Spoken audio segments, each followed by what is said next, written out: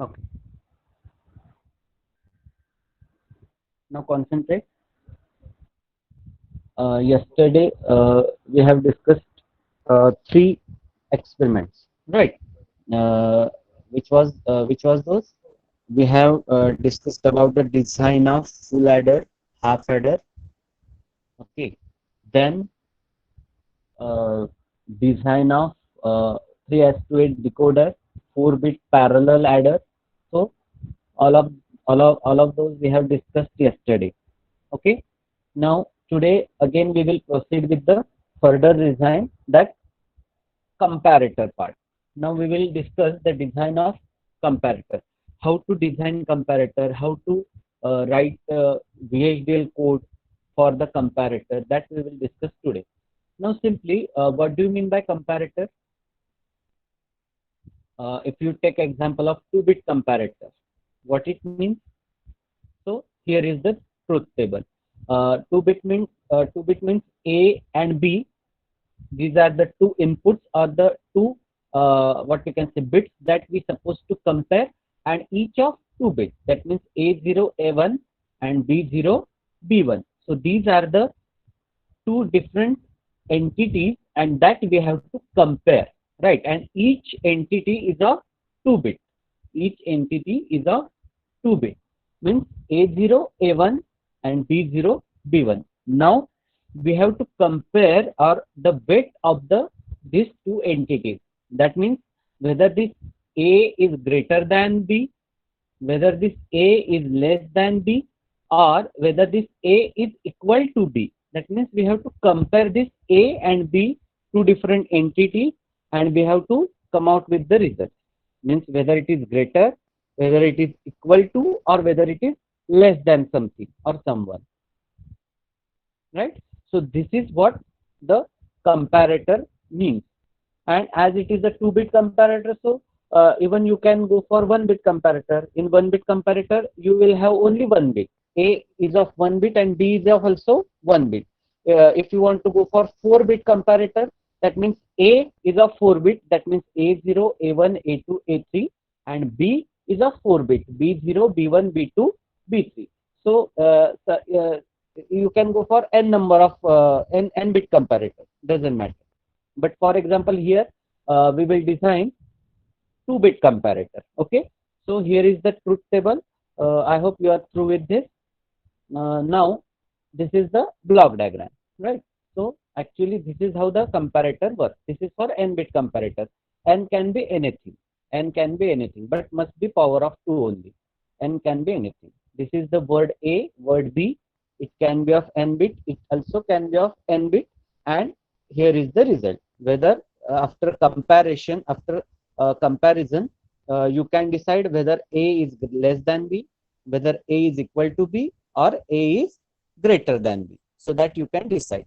So this is the comparator. Now we will discuss the actual VHDL code for this. Now this is the VHDL code for comparator. This is the VHDL code for comparator. As usual, we have to start with the libraries. Now, can anyone tell why I have included libraries same IEEE, but why I have included these many different packages? Can anyone?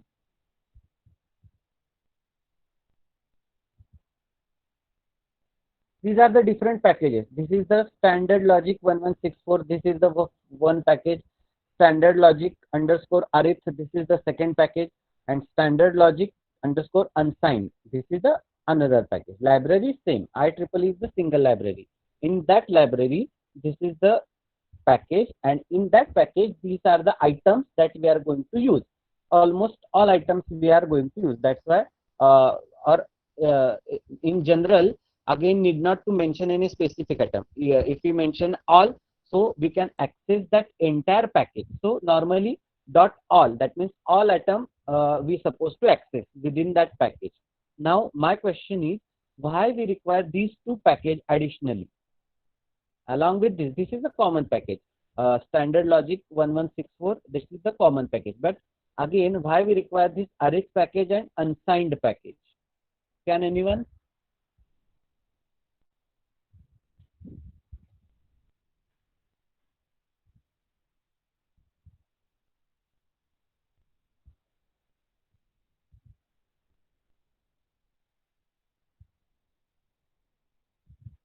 Can anyone able to tell this? Why we require these two additional package, standard logic array and standard logic unsigned? Okay, what operation we are performing here? Operation of comparison. That means we have to decide whether something is less than, or whether something is greater than, or whether something is equal to. Now this less than or equal to, that means this signed unsigned characteristics or this arithmetic properties are included in this package, standard logic arith and standard logic unsigned, and that's why we supposed to use these packages for this program also, right? That means I have already told you, depending upon your application, depending upon your program, you have to decide which packages that you require, and you have to include that in your code, right? So this is all about the depends on the application, and that will be the how the coder is through with the concepts, and all about its wisdom. Okay, so this is the library part. Then after library, what should be there? Entity part. So this is the entity part. In entity, what we have defined? A, B, input, standard logic. Now in this case, we are considering A, B as a single bit. A, B as a single bit, because we haven't mentioned anything. Vector we haven't mentioned. But if you want to have the A of 2-bit and B of 2-bit, then what changes should I do here? It should be input standard logic vector 1 down to 0, right? Input standard here input standard logic vector 1 down to 0. This change I should made here, right? And GR is nothing but greater, LS is nothing but less, and EQ is nothing but equal, right? So these are the conventions that we are using to understand whether it is greater than or less than or equal to. So these are the three outputs. A and B are the inputs. Now we have defined the entity. Now actually we will start with the architecture part. Now again in architecture we are using the behavioral style, and if we are using the behavioral style, of course process statement has to be there. So we are using the process statement. Now the process A comma B begin if A is greater than B. That means if A is greater than B, then greater should get the value 1. That implies A is greater than B. That means if you find that greater has been allotted with the 1, that indicates A is greater than B. Else greater will get the value 0, right? Else this greater will get the value 0. Next, if next condition we are now we have to put now. If A is less than B. Now if A is less than B, then what you supposed to get? Less should get the value 1, else less should get the value 0. Less should get value 1, that indicates A is less than B. And of course the last case will be if A is equal to B, then this EQ, that means equal to, will get value 1, else equal to will get value 0. That means now suppose if condition is we have A and B is same, A and B is of equal magnitude, then now how this program will execute? Now first it will check whether A is greater than B. It will find equal. Then what it will do? It will allot greater with a 0 value, right? It will force greater with the value 0. Then and if this loop will get end, then the what we can say, the synthesizer will jump onto this loop, or synthesizer will again will get inside into this loop. Now it will again check whether A is less than B. No, this condition also holds false. Then what it will do? It will allot less with value 0. Then again compiler enters into this loop. Then it finds, yeah, A is now greater than B, and then it will allot equal to with value 1, and it will end the process, and of course end the architecture. In this way this code will get executed. Understood? This is about the comparator design. Understood or not? Yes, sir. Okay, Yes, fine. sir. Now we will discuss the next part, that is multiplexer. What do you mean by multiplexer?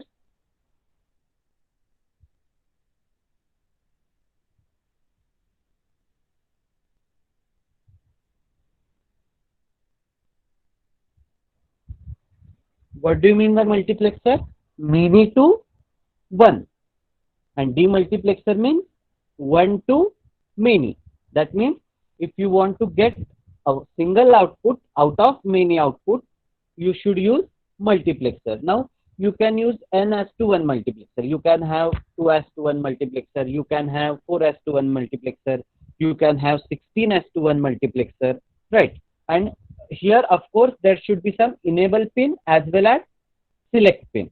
Here should be enable pin as well as select pin, right? And this D0, D1 up to Dn minus 1, these are the inputs, and this Y is the output. Clear with this? So this is the multiplexer. Now we will this is the truth table of multiplexer. This S0, S1 are the select lines. Means if S uh, both S1 and S0 is 0, 0, then at the output the D0 will appear. At the output side, D0 will appear. If any one of the bit out of S0 and S1 is 1, then at the output D1 or D2, depending upon which combination combination arrives. That means whether combination is 0, 1, then D1 will get at the output side, and if combination is 1, 0, then D2 input bit will appear at the output. And if both bits, that means both S1 and S0 is 1, 1, then the last one, D3 input pin will appear at the output side. So this is how multiplexer works, right? So this is the simple code for multiplexer. Again, we have to start with the library. This is the library part. We are using simple one package, standard logic 1164. This is the sufficient for multiplexer. Then entity mux4 is as why? See, this name you can decide by yourself also. It is not necessary that you have to mention this name only. Even you can give your name only, your name also, no problem. So what name you should give to the entity is up to you. It is there is no any hard and fast rule for that. Okay. Now this is the entity. I have given the name mux4. That means mux4 as to 1. So we have 4 input and 1 output. Now for 4 input, how many select lines we will require? 2. Right. For 4 input, how many select lines we require? 2 select lines. So select line input standard logic vector 1 down to 0. That means 2 bit we require. Input is of 4 bit, that means 3 down to 0, 4 bit, and of course output is a single bit. So select and A is the input and Y is the output, right? So this is the entity part. Now this is the architecture part. Now what we have written in architecture? Again, a behavioral, right? We are using the behavioral model. Begin. Y will get A0 when select is 0, 0. That means directly we are stating the conditions here. Directly we are putting the condition here and we are actually producing the output. That means if this is the condition, that this will transfer to the output. In that way we are actually coding. So Y will get A0 value when select is equal to 0, 0. Else means if this condition is not true, then it will check the next condition. Next condition is what? Then A1 will get Y if select is equal to 0, 0. Means what? In this case, the select line will define what input should appear at the output, right? Depending upon the select pin, that decides what input that will appear at the output. That means select is 0, 0.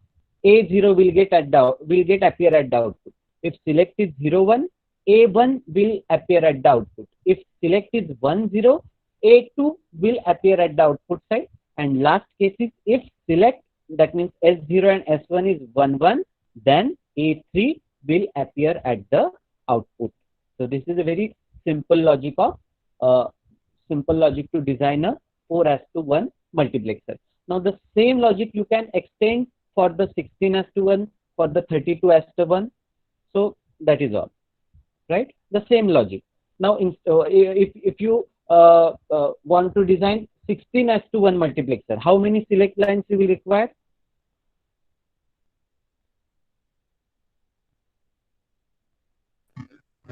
For 16:1 multiplexer, how many select lines you require? 4. 4 select lines, right? You require a 4 select lines. Means here will be the 16 inputs, and when select is equal to 0 0 0 0, that means a 16 combination you have to write with the select, and your job is done. You will get 16:1 multiplexer. Instead of 2 combination, here you have to write 4-bit combination and such a 16 cases. 4-bit combination and 16 cases. If you write, this same program will work as a 16:1 multiplexer. And of course, here also you have to change. Select line here should be 3 down to 0 and input 15 down to 0. If you made these 2 changes in this port entity and with the select line, everything will be the same. 16 cases, such as 16 combinations will appear here, and each combination of 4-bit.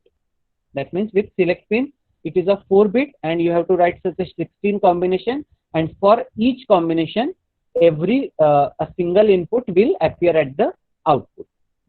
That's all. These many changes, if you made with this program, it will execute as a 16:1 multiplexer. The similar logic you can extend for the 32:1 multiplexer. Similar logic. Just you have to change the input bit, input bit, select line bit, and here you have to write that many cases. That's it. Your job is over. Clear with this? This is the 4:1 multiplexer. Now we will discuss the flip-flops. Okay. Now have you studied flip-flops in your digital technique subject? Yes, sir. Okay, you have studied that. Fine. So what are different flip-flops available?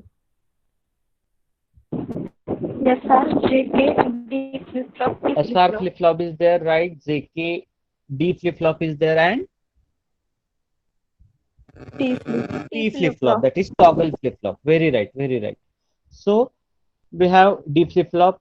Now again, I hope need not to explain the working of D flip-flop. I hope you are clear with the working, because already you have studied that, right? How D flip-flop works, how JK flip-flop works, how SR flip-flop works, and of course the last one is toggle flip-flop.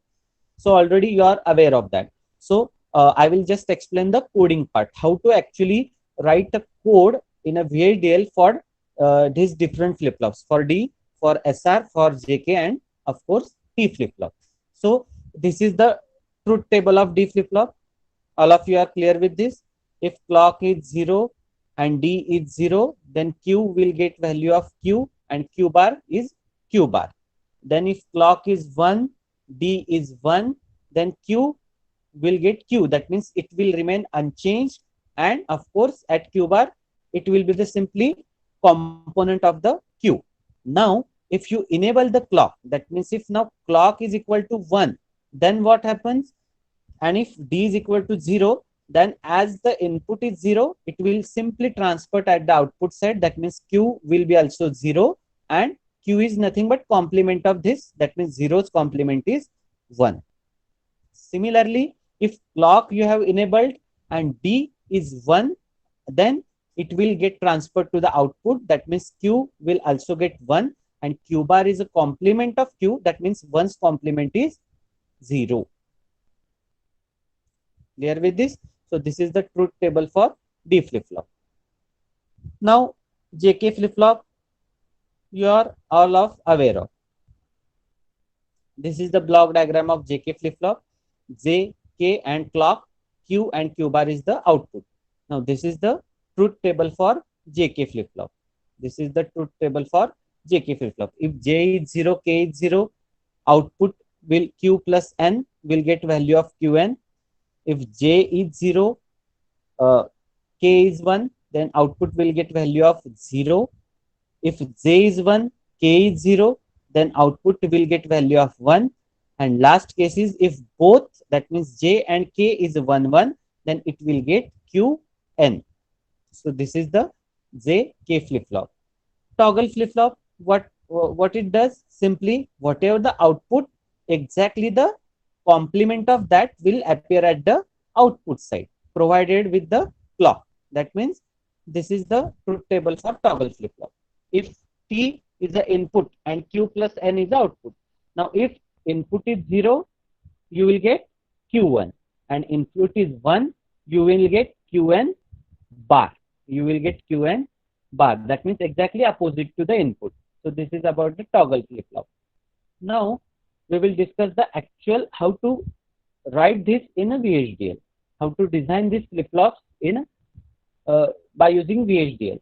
So this is the VHDL code for D flip-flop. We have to define first library, then entity part, right? In entity, what are the inputs? D and clock are the input and Q is the output. And this is the architecture part. That means this is actually the logic that we are using. Now, as we are using the behavioral, we can use clock process statement. So process clock, that means every process or every statement inside the process that depends upon the clock. Now, if clock is equal to 1 and clock tick event, that means this is the what we can say internal clock that is provided in VHDL. Clock tick event means what? If clock has triggered, its meaning is clock has triggered. Now, if clock is equal to 1 and clock tick event will occur, then Q will get value of 0. Then Q will get value of D, means whatever the input, that will be a 1, that will be a 2, provided that clock has to 1. If clock is not 0, it will simply jump out of the loop. It will end process and end behavior, and in that case the output will be the previous state only. That means whatever the output previously was there, that will reflect as it is. That will reflect as it is.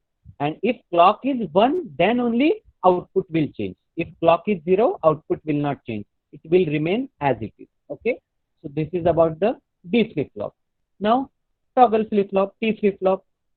This is the library part. This is the entity part. And this is the architecture part. Now, in architecture, what we have did? Architecture behavioral of T. Now, here we have defined one signal. This temp is the signal name and it's of type standard dot logic. That means it's what we can say the mode class of the signal. This is the class. What class? Data type class is standard logic. This is the class. Temp is the signal name, and of course this is the syntax for signal. So temp is the signal. This is the signal name. Okay. Then begin process clock. That means everything that is depend upon the clock process. Now here again we have used the same logic. If clock tick event and clock is equal to 1, then if T is equal to 0, then temp will get value of temp. That means this signal we are using to pass the value even within the process, and simply we can pass outside the process also.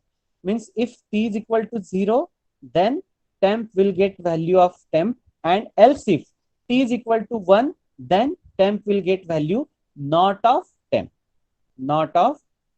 That means if T is equal to 0 and provided that clock is equal to 1, then temp will get value temp only. Else if T is equal to 1, then it will get value not of temp. That means exactly complement of this temp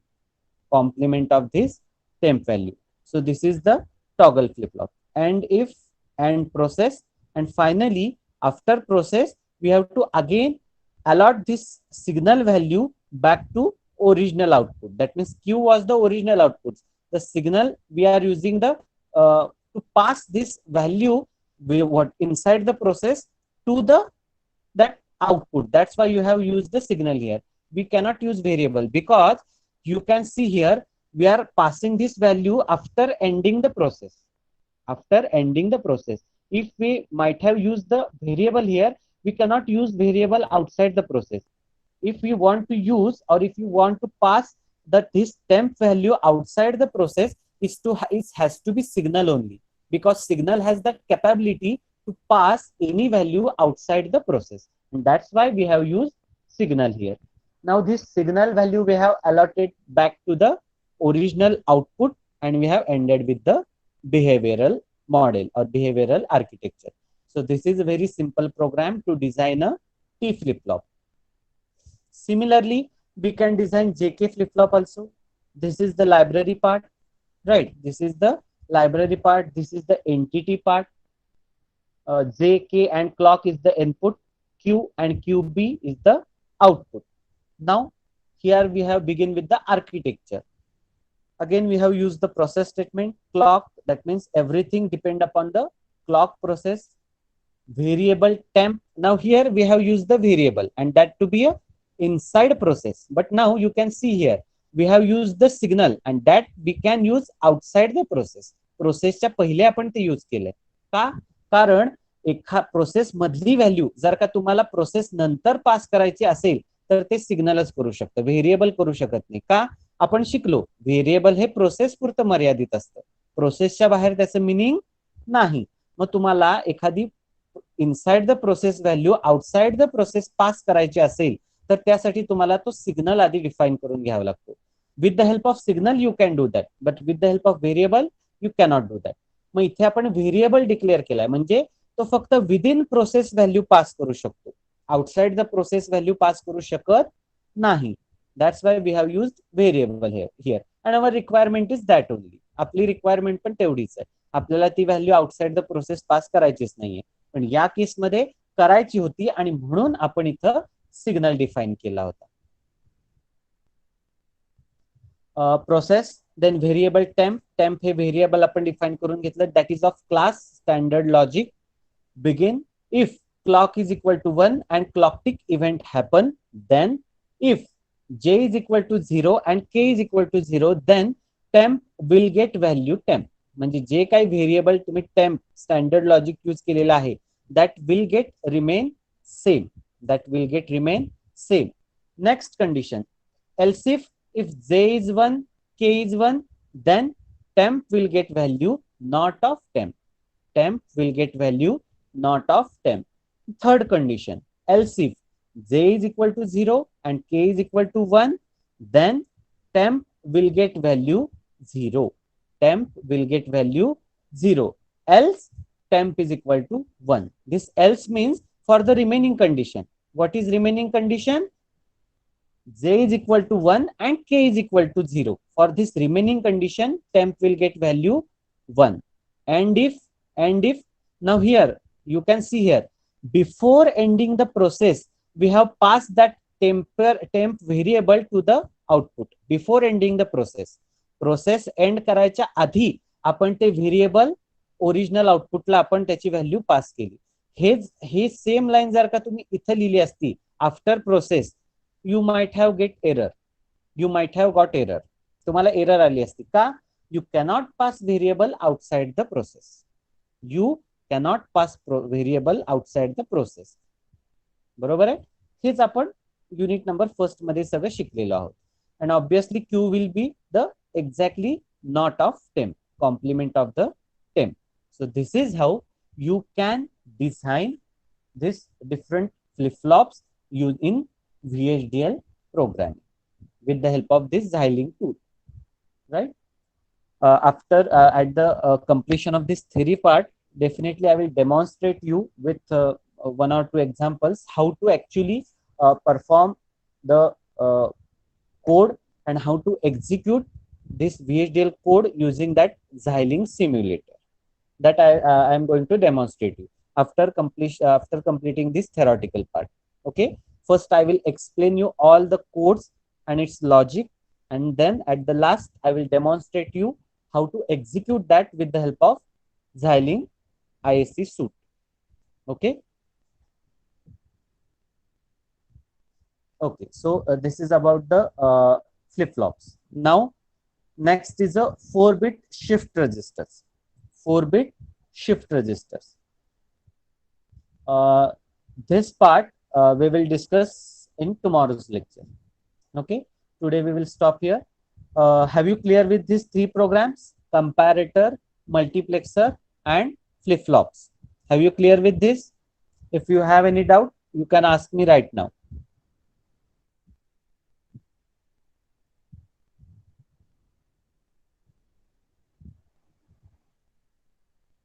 If you have any query, you can ask me right now.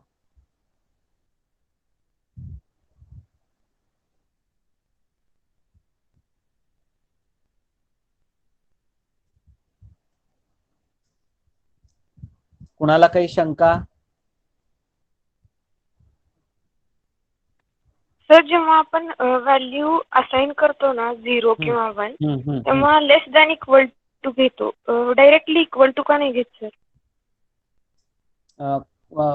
कुठल्या programme मध्ये म्हणताय तुम्ही? सगळ्याच programme मध्ये sir. Architecture मध्ये जेव्हा आपण assign करतोय ना व्हॅल्यू तेव्हा सगळीकडे लेस दॅन इक्वल टू घेतलं, डायरेक्टली इक्वल टू का नाही घेतलं? नाही, कुठे लेस दॅन इक्वल टू घेतलं? व्हॅल्यू असाइनिंगचा सिम्बॉल काय? Colon and equal to sign. Less than equal to. Acha, okay, you are talking about this. Oh no, this is not less than. You consider it as a arrow. म्हणजे हा arrow indicate करतोय की D ची value Q ला transfer होते. It is not a less than sign. Actually, this is the symbol. Arrow followed by equal to sign. That indicates this D is passes its value to the Q. Direction दाखवते ते. It is not less than equal to sign. Okay, sir. आलं लक्षात? This showing the arrow, that means how data is transferring from which variable to which variable हे ते दाखवते. म्हणजे ह्याच्यात D पासून Q ला value pass होते. हा arrow काय दाखवतोय? D ची व्हॅल्यू Q पाशी जाते. This is the arrow. Actually you can take it as a direction sign. This is not a less than equal to. Actually you have to represent that a less than equal to. तुम्हाला actually programme मध्ये less than equal टूच लिहावं लागतं, पण it is not less than and equal to. That together if you look at that, it will look as a arrow. ते जर का एकत्र तुम्ही बघितलं तर तो arrow सारखा दिसतोय का नाही? So that is actually the arrow that tells the direction of data pass. म्हणजे डेटा कुठनं कुणापाशी जातोय ह्याची ते डायरेक्शन दाखवतं. You can take it as a arrow. Okay, though you are representing with the less than and equal to sign, but if you combinedly consider that, it will look like a arrow. So that's the telling the direction of data flow. Okay, समझला है? हाँ sir. Okay, fine. So we will stop here. In next lecture we will again study some of the designs, right, and how to write a VHDL code of that design. So we will discuss the 4-bit shift register, then ALU, right, and one more design. Okay, so that we will discuss in next lecture. Today we will stop here. I hope you are through with this. Sir, बोला. PPT share करता का group were? Okay, this is actually the lab manual also and PPT also. Yes, I will share on your group. No problem. Okay, I will share with you this slide. Okay. No problem. Okay, we will stop here.